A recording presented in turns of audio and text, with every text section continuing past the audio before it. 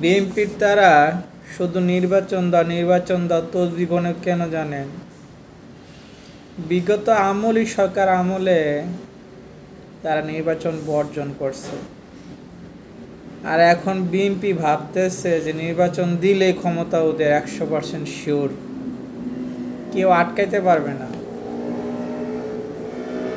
তো শীর্ষ 10 ধনী ব্যক্তি, পুরো পৃথিবীতে যারা শীর্ষ 10 ধনী ব্যক্তি তারা কেউ রাজনীতিবিদ না, সবাই হচ্ছে ব্যবসায়ী।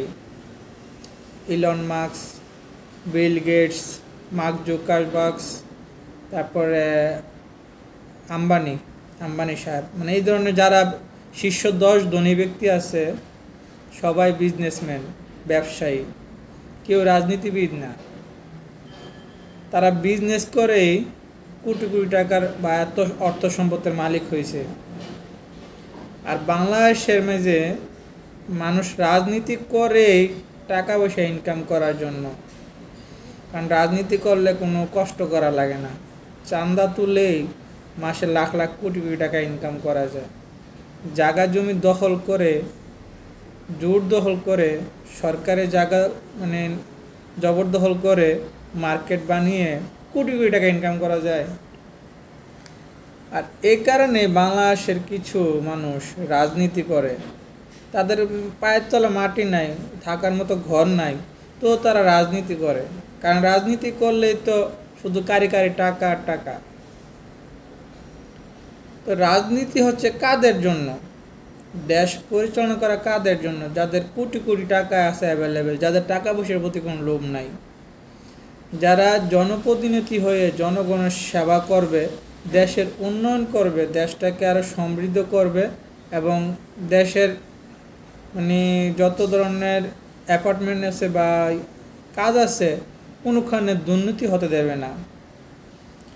আর সেইখানে বাংলাদেশের মানুষ রাজনীতি করেই টেন্ডারবাজি করার জন্য, চাঁদাবাজি করার জন্য, দখলদারি করার জন্য। কারণ মোট কথা আপনার দল যদি সরকার থাকে, আপনার দল যদি সরকার গঠন করে, তাহলে প্রার্থী নেতা হইতে, খেতা নেতা হইতে, ইউপি চেয়ারম্যান হইতে, মেম্বার হইতে, আপনার এমপি হইতে এমন কেউ বাদ নাই যে দুর্নীতি করে না। কারণ তারা চাঁদাবাজি টেন্ডারবাজি করার জন্যই রাজনীতিতে নাম লেখায়। এখন এই কারণে বলি যে বিএনপির তারা কেন এখন নির্বাচন দাও।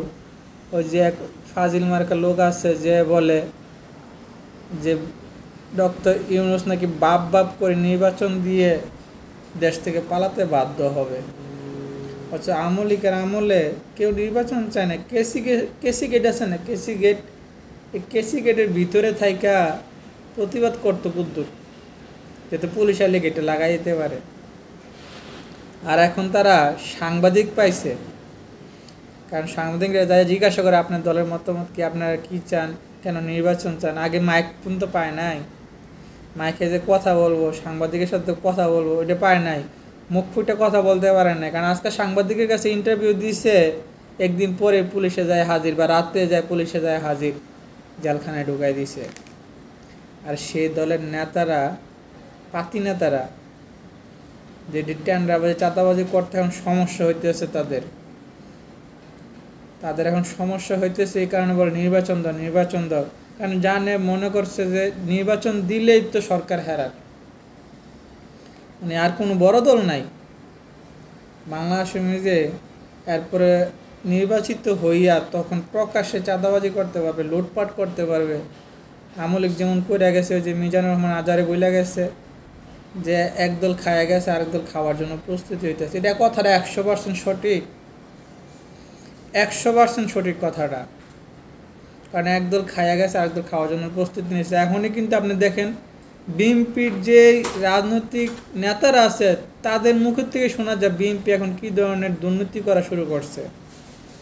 মির্জা আব্বাস, মির্জা ফখরুল, রিজভী সাহেব, আবার ওই যে রুমিন ফারহানার মুখও শুনতে পারবেন, হ্যার কাছে নাকি দৈনিকই কমপ্লেন আসতেছে যে বিএনপির নেতারা চাঁদাবাজি করতেছে, টেন্ডারবাজির সাথে জড়িত, জবরদখলের সাথে জড়িত। তো এই কারণে মির্জা ফখরুল সাহেব এখন শুধু নির্বাচন আর নির্বাচন, মুখে নির্বাচন বাদ আর কিছুই নাই। অথচ বিএনপির আওয়ামী লীগের আমলে মুখে নির্বাচনে নেয় নাই, বরং নির্বাচন বয়কট করছে। নির্বাচন বয়কট করছে যে না, নির্বাচন সুষ্ঠু না, নির্বাচন না। নির্বাচন চাইতেছে কেন? মির্জা ফখরুল হোসেন আলমগীর নির্বাচন চাইতেছে জনগণের ভোটার অধিকারের নিশ্চয়তা করার জন্য। সেই জনগণ কি নির্বাচন চায়? তাদের ভোটার অধিকার চায়? 100 জনের মাঝে জরিপ করে আপনি দেখেন, 90 জনই বলবে যে এখন আমরা নির্বাচন চাই না, আমরা চাই যে ডক্টর ইউনূস আরও 5 বছর সরকার ক্ষমতায় থাকুক। যদি ডক্টর ইউনূস আরও 5 বছর সরকার ক্ষমতায় থাকে, তাহলে এই সোনার বাংলাদেশটা সত্যিকার অর্থে সোনার বাংলাদেশ গড়ে দিয়ে যাবেন উনি। এই বিশ্বাস আছে। কেউ ভোটার অধিকার চায় না, চায় শুধু এখন বিএনপির তারা। আর কিছুদিন আগে, গত পরশু বিএনপির সাথে জামায়াতের মিটিং করে এখন জামায়াতও নির্বাচন চায়। হ্যাঁ, অথচ এই নির্বাচন কাদের জন্য? জনগণের জন্য। যদি জনগণই না চায়, তাহলে এখন আওয়ামী লীগ নাই, বিএনপি ভাবতেছে যে মানে ফাঁকা মাঠে গোল দিবে, যে নির্বাচন দিলেই হারা সরকার গঠন করবে। কিন্তু জনগণই তো চায় না। আগে বিএনপির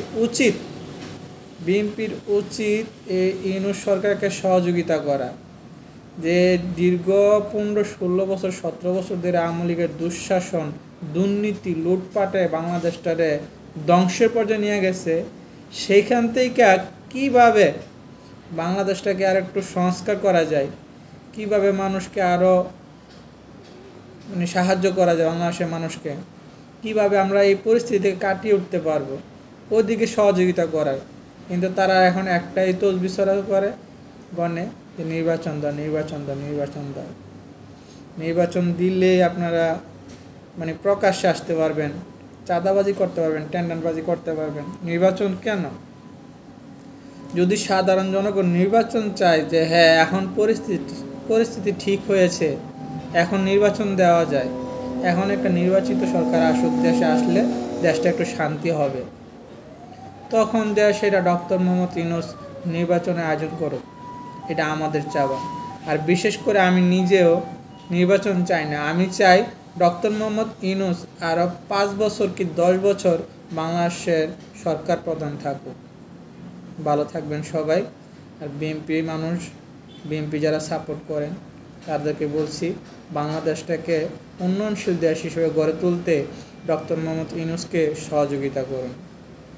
নিজেদের স্বার্থের কথা না ভাইবা দেশের স্বার্থের কথা ভাবুন, দেশের মানুষের স্বার্থের কথা ভাবুন।